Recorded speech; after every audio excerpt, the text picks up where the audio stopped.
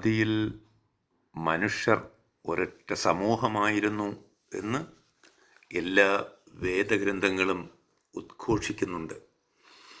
അന്തിമ വേദമായ ഖുർആനിലും ഇതിങ്ങനെ കാണാം.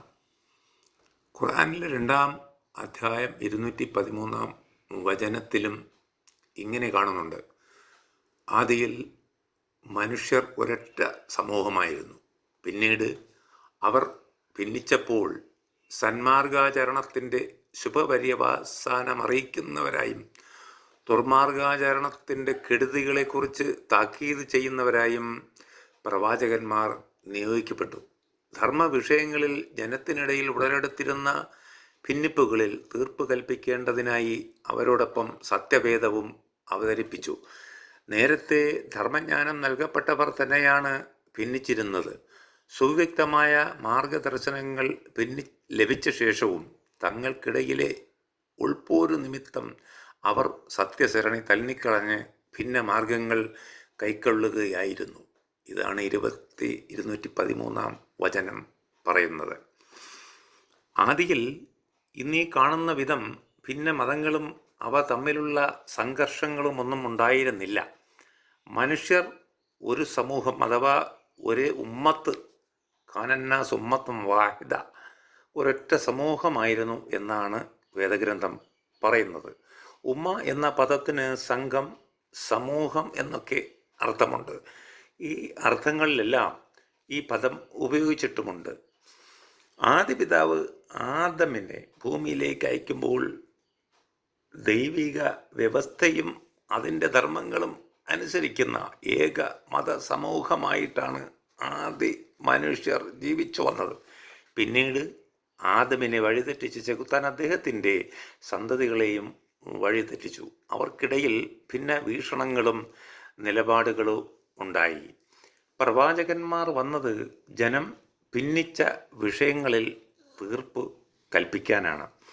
ജനം വ്യത്യസ്ത ആചാരക്കാരും മതക്കാരുമായി ഭിന്നിച്ചു തർക്കിക്കാൻ തുടങ്ങിയപ്പോൾ പടച്ച തമ്പുരാൻ പ്രവാചകന്മാരെ അയച്ചു.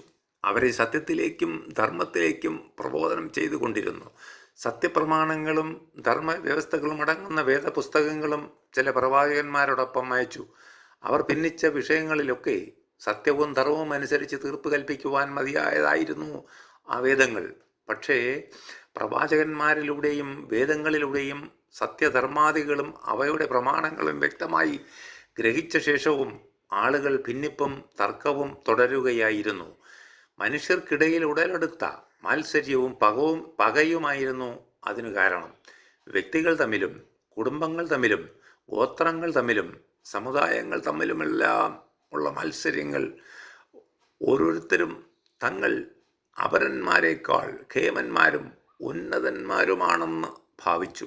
ആരെയും അനുസരിക്കാതിരിക്കാനും എല്ലാവരെയും അനുസരിപ്പിക്കാനും ആഗ്രഹിച്ചു. സമ്പത്തിലും ശക്തിയിലും അധികാരത്തിലും അവരവരുടെ ഔന്നത്യം പ്രദർശിപ്പിക്കാനും അത് മറ്റുള്ളവരെ കൊണ്ട് അംഗീകരിപ്പിക്കാനും ശ്രമിച്ചു. വല്ലവർക്കും തങ്ങളെക്കാൾ മികച്ച ഒരു നേട്ടമുണ്ടെന്ന് കണ്ടാൽ അത് തട്ടിപ്പറിച്ച് സ്വന്തമാക്കാനായിരിക്കും പിന്നെ ശ്രമം. പ്രവാചക മാതൃകകളും വേദോപദേശങ്ങളും ഈ മത്സര വികാരത്തെയും പകയെയും വളർത്തുന്നതല്ല. സത്യവും ധർമ്മവും ഐക്യവും സാഹോദര്യവും സ്ഥാപിക്കുകയാണ് അവയുടെ ലക്ഷ്യം. ഭൗതിക നേട്ടങ്ങൾക്ക് വേണ്ടിയുള്ള മത്സരത്തിൽ ലഹരി പൂണ്ടവർ പ്രവാചകന്മാരെയും വേദങ്ങളെയും ശരിയായ രൂപത്തിൽ സ്വീകരിക്കാൻ തയ്യാറായില്ല. ചിലർ പ്രവാചകന്മാരുടെ ചര്യകളെയും വേദപ്രമാണങ്ങളെയും സ്വന്തം ഇഷ്ടപ്രകാരം ഭേദഗതി ചെയ്യുകയും വ്യാഖ്യാനിക്കുകയും ചെയ്തു.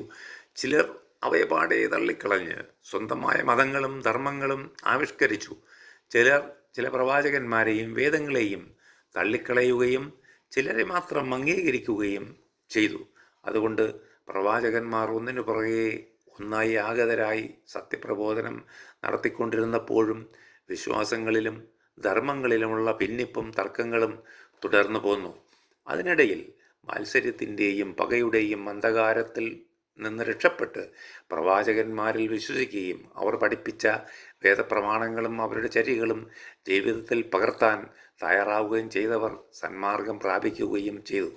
ഏത് ജനതയിൽ എപ്പോൾ പ്രവാചകന്മാർ ആഗതമാകണമെന്നും സന്മാർഗ പ്രബോധനം നടത്തണമെന്നും ആരൊക്കെ അതുവഴി സന്മാർഗസ്ഥരാകണമെന്നും പടച്ചതമ്പുരാൻ തീരുമാനിച്ചു.